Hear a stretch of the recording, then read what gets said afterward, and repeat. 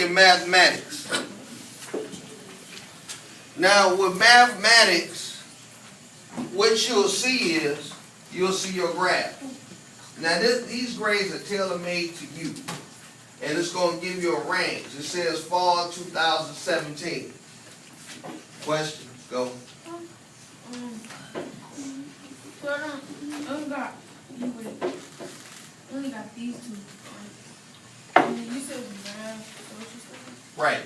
And so what happens is, and that's a good question, if you only got two graphs on your sheet, it might be that was the targeted focus specifically for you. So let's say you was out, it was an 18-day or 20-day period.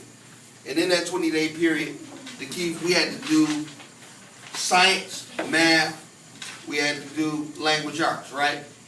You got sick that week that you was out of school. Then that means that you do not have that one subject in there. Stop.